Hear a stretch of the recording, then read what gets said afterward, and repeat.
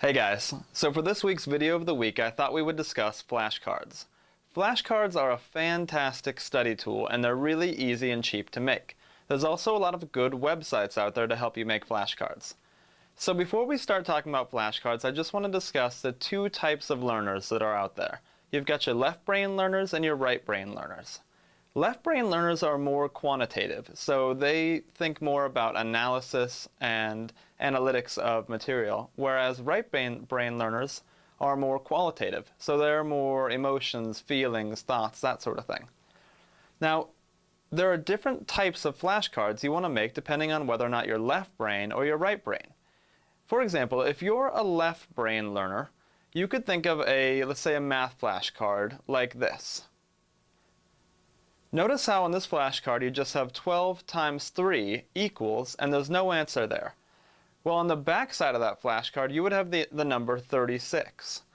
Left brain learners usually want to see material and then have an empty space open there for an answer, and then their brain will fill in that answer for them. However, if you're a right brain learner, you might want to use a flashcard more like this.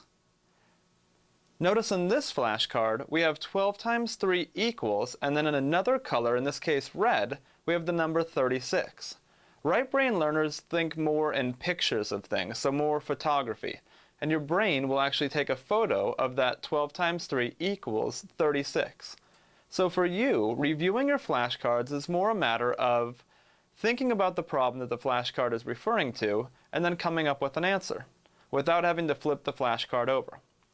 Now take a look at these flashcards for studying Spanish, because flashcards are useful in almost every course out there.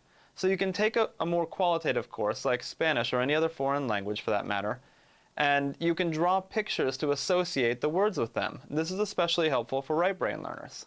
So in this case, we've got the word pluma, which stands for pen, and you can see that pluma was written with this feather pen here.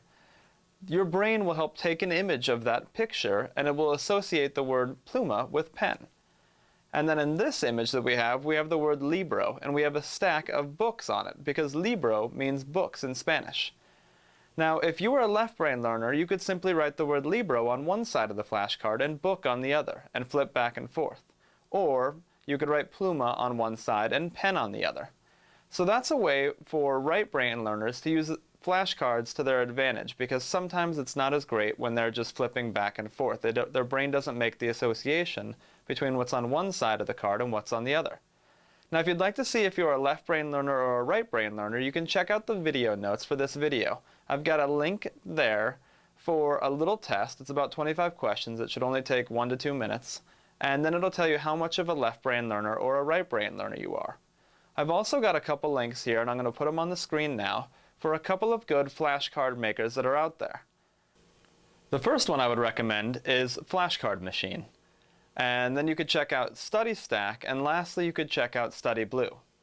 Now, all of these websites are free, and they're really easy to use, and they've got thousands of users worldwide.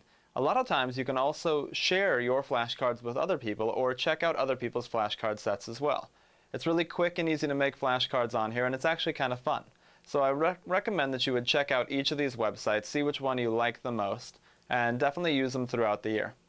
Alright guys, have a great week.